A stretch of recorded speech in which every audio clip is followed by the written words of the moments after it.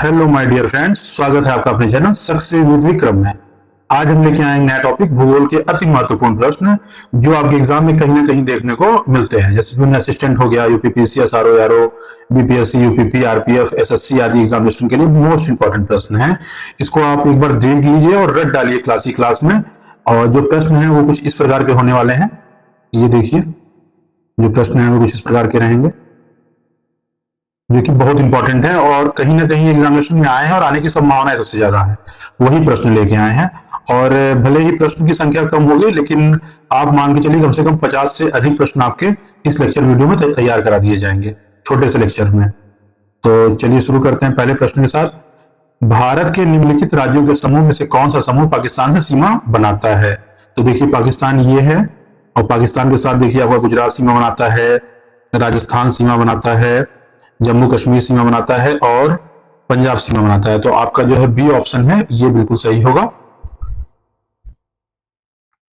तो चलिए बात करते हैं कि भारत के साथ कौन कौन से देश सीमा बनाते हैं। पहले ये देख लेते हैं हम लोग। भारत के निकटतम पड़ोसी देश जैसे पाकिस्तान, अफगानिस्तान, चीन, नेपाल, भूटान, म्यांमार, बांग्लादेश, मालदीव और श्रीलंका हैं। भारत की सबसे लंबी अंतर्राष्ट्रीय स्थलीय सीमा बांग्लादेश के साथ है जो कि 4096 किलोमीटर लगभग है के साथ, तथा सबसे छोटी स्थलीय सीमा अफगानिस्तान के साथ जो कि 106 किलोमीटर है। तो ये ध्यान रखिएगा आप लोग। और सबसे छोटी स्थलीय सीमा आपने देख लिया 106 किलोमीटर है। पड़ोसी देशों की सीमाओं को स्पर्श करने वाले भारतीय राज्य के बारे में बात किया जाए तो पाकिस्तान के साथ वही बताए ही हैं। पाकिस्तान की सीमा को स्पर्श करने वाले राज्य जो है जम्मू कश्मीर है, लद्दाख, और जो 31 अक्टूबर 2019 से लद्दाख जो है अलग होके जम्मू कश्मीर से अलग होकर एक नया यूटी बना है, और पंजाब, राजस्थान और गुजरात है। अफगानिस्तान की सीमा को स्पर्श करने वाले केंद्र शासित प्रदेश लद्दाख के बारे में बताया ही दिए। चीन के साथ सीमा स्पर्श करने वाले राज्य केंद्र शासित प्रदेश है, जैसे लद्दाख हो गए, हिमाचल प्रदेश, उत्तराखंड, सिक्किम तथा अरुणाचल प्रदेश। बांग्लादेश की सीमा को स्पर्श करने वाले राज्य है मिजोरम है, त्रिपुरा है, असम, मेघालय और पश्चिम बंगाल है। म्यांमार की सीमा को स्पर्श करने वाले राज्य अरुणाचल प्रदेश, नागालैंड, मणिपुर, मिजोरम। नेपाल के साथ सीमा स्पर्श करने वाला राज्य उत्तराखंड है, उत्तर प्रदेश है, बिहार है, पश्चिम बंगाल है और सिक्किम है। ये ध्यान रखिएगा। क्वेश्चंस ये 6 जो है देश से आ सकते हैं और ये मैप में एक बार आप देख लीजिए, विजुलाइज कर लीजिए सबका जो है अवस्थिति। जैसे बांग्लादेश यहाँ पे है, कौन कौन से राज्य यहाँ पे लग रहे हैं आपका नेपाल के साथ, यहाँ पे चाइना के साथ, यहाँ पे पाकिस्तान, अफगानिस्तान, श्रीलंका। तो ये एक बार देख लीजिएगा आप।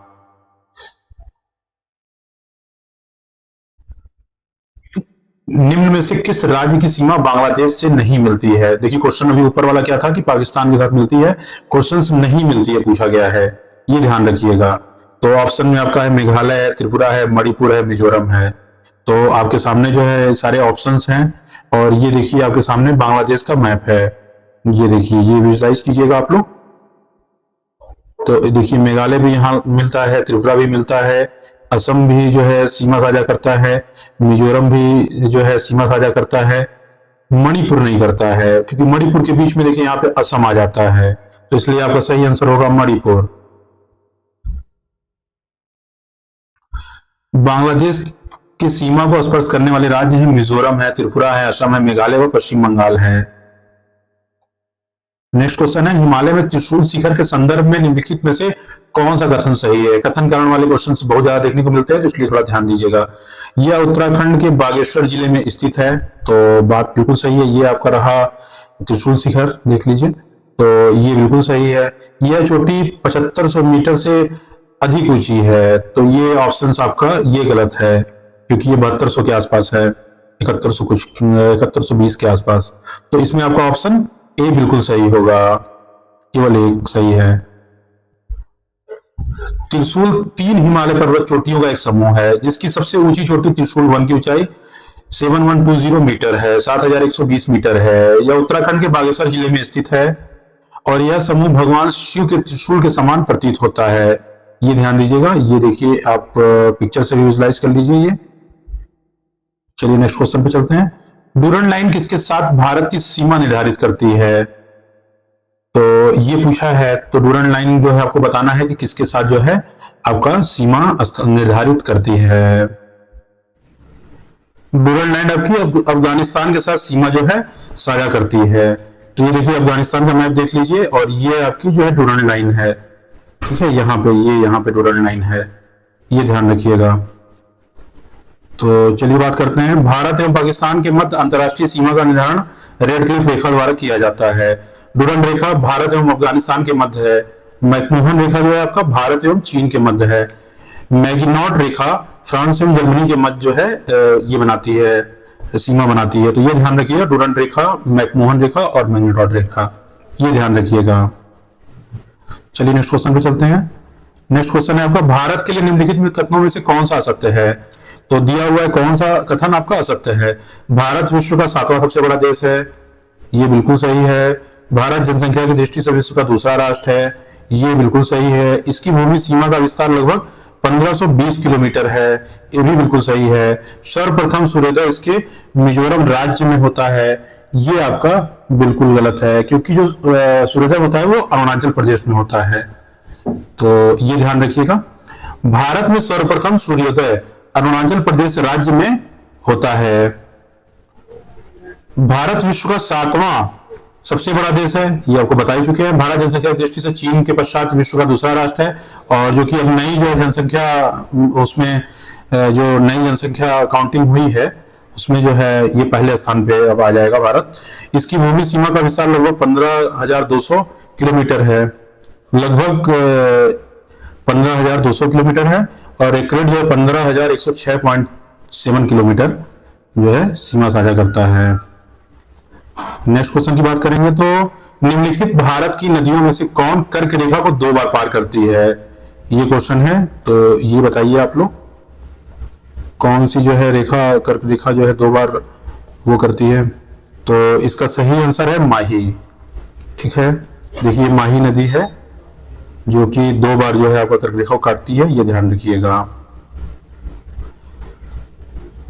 माही नदी कर्क रेखा को 2 बार पार करती है। यह मध्य प्रदेश से उद्गमित होकर राजस्थान गुजरात में प्रवाहित होती है, खंबात की खाड़ी में जाके ये फिर गिर जाती है। ये ध्यान रखिएगा कि माही नदी जो है खंबात की खाड़ी में जाके गिर जाती है, और मध्य प्रदेश से उद्गमित होती है, राजस्थान गुजरात में प्रवाहित होते हुए खंबात की खाड़ी में गिर जाती है। ये ध्यान रखिएगा, तथ्य बहुत इंपॉर्टेंट है, क्योंकि स्टेटमेंट फॉर्म्स में भी आ सकता है, डायरेक्ट भी पूछा जाता है कि माही नदी कहाँ पे गिरती है, क्योंकि बार बार पूछता है कि माही नदी। और अभी हाल ही में जो आपका एपीएस का पेपर था उसमें भी आया था, पीसीएस के पेपर में भी। चलिए बात करते हैं, निम्नलिखित में से किस राज्य से कर्क रेखा नहीं गुजरती है?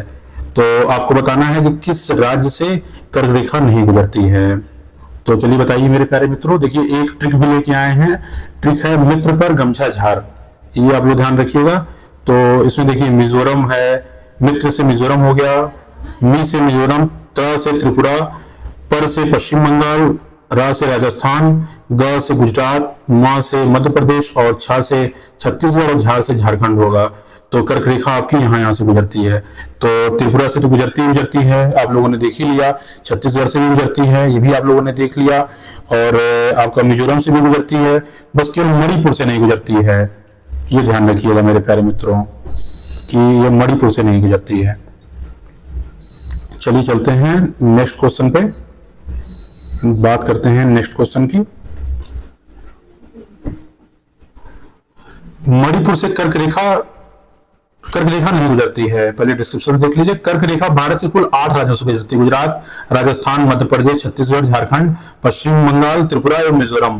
तो आप याद रखिएगा, मित्र पर गमछा झार याद रखे रहेंगे, मित्र पर गमछा झार।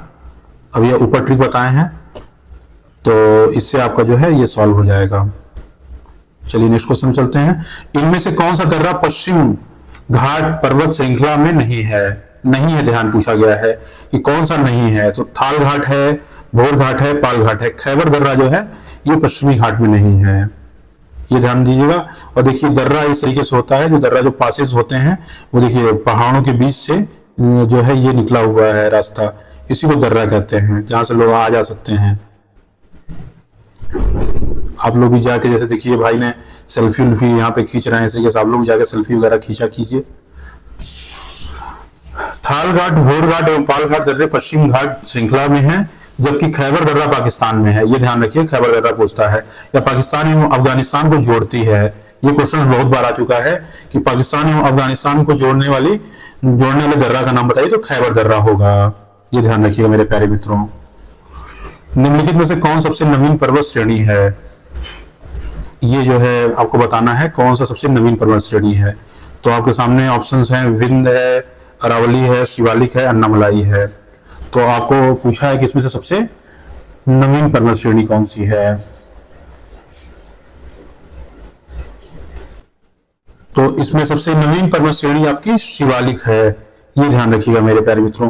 अच्छा, थोड़ा सा आपको बता देते हैं किसका कहाँ। देखिए, ये हिंदकुश है, ये आपका सुलेमान जो है पर्वत रेंज है, ये आपका पामीर नॉट है जिसको पामीर का पठार कहते हैं, ये काराकोरम है, ये आपका लद्दाख है, इसके नीचे जास्कर है। ऐसे सीक्वेंस फॉर्म में भी पूछ लेता है, तो ये ध्यान रखिएगा सीक्वेंस। ये देखिए आपका कैलाश पर्वत श्रेणी है, ये आपका शिवालिक हो गया, और ये आपका अरावली है, ये आपका विंध्य रेंज है, और ये आपका गारो, खासी, जैंतिया है, ये आपका पटकई रेंज है। तो ऐसे ही सारे रेंज हैं। किसी दिन इसके ऊपर केवल हम पर्वत श्रेणी के ऊपर एक वीडियो बना के आप लोगों को छोटा सा वीडियो बना देंगे और कुछ ट्रिक के साथ, और क्लास में वो आपको रट भी जाएगा। खैर, आप इस लेक्चर में पहले इसको देख लीजिए, इनका पोजीशन कहाँ कहाँ पे है, और इसका आंसर आपका होगा शिवालिक।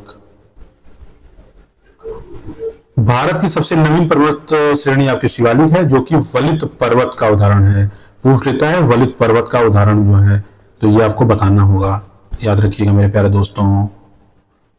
बहुत सारे एग्जाम लगातार जो है इधर हैं, लगे हुए हैं। पीसीएस में भी सीटें बढ़ गई हैं, आरओ में भी सीटें बढ़ गई हैं, और आपका हाई कोर्ट जो है आरओ भी आने वाला है, जूनियर असिस्टेंट का जो है पेपर भी आने वाला है। और एक मोस्ट इंपॉर्टेंट इन्फॉर्मेशन आप लोग को दे देंगे, यूपीपी वाले अब सेंटर अलॉटमेंट के लिए जो है एप्लीकेशन डाल दिए हैं, मतलब मांग किए हैं, और लिस्ट जा रही है सबकी। तो बहुत जल्दी यूपीपी का एग्जाम भी देखने को मिलेगा, आरपीएफ का भी एग्जाम बहुत जल्दी देखने को मिलेगा फॉर्म फिल होने के बाद। तो आप लोग बिल्कुल लग जाइए और ये लेक्चर जरूर देखिएगा। इससे जो क्वेश्चन है, क्वेश्चन के साथ जो डिस्क्रिप्शन दिए हुए हैं बहुत मोस्ट इंपॉर्टेंट हैं। तो चलिए लास्ट ये क्वेश्चन है, दक्षिण भारत की सबसे ऊंची चोटी कौन सी है? तो ऑप्शन आपका है अन्नाईमुड़ी, दोदा बेट्टा, अमरकंटक और महेंद्रगिरी। तो इसका सही आंसर होगा अन्नाईमुड़ी। तो देखिए अन्नाईमुड़ी की पहाड़ियां ये ऐसे हैं, इसको थोड़ा विजुलाइज कर लीजिएगा क्योंकि ये याद रहेगा तो भूलेगा नहीं आपको। तो बात करते हैं अन्नाईमुड़ी के बारे में। तो अन्नाईमुड़ी या अनामुदी आपको पेपर में कुछ भी देखने को मिल जाएगा। अन्नाईमुड़ी, अन्नाईमुदी या अनामुदी, ये दक्षिण भारत की सर्वोच्च पर्वत चोटी है। इसकी ऊंचाई 2995 मीटर है। क्योंकि डायरेक्ट पूछ देता है कितना मीटर है, तो ध्यान रखिएगा 2995 मीटर है, तथा यह केरल में स्थित है। इसका अवस्थिति भी पूछता है, तो ध्यान रखिएगा केरल में स्थित है। यह चोटी पश्चिमी घाट पर्वत का भाग है, तो पश्चिमी घाट पर्वत का भाग है, ध्यान रखिएगा। तो इस वीडियो में इतना ही, और आपको वीडियो कैसा लगा हमें कमेंट करके बताइए, अपने दोस्तों के साथ शेयर कीजिए, और ज्यादा से ज्यादा देखिए वीडियोस को, और क्लास में जो है रटने की कोशिश कीजिए, और पेपर के लिए तैयारी में लग जाइए। आपका होली भी बीत गया है, और एकदम एक सफलता लेके रहना, एक सीट आपको पक्की करके रहनी है। हर हर महादेव।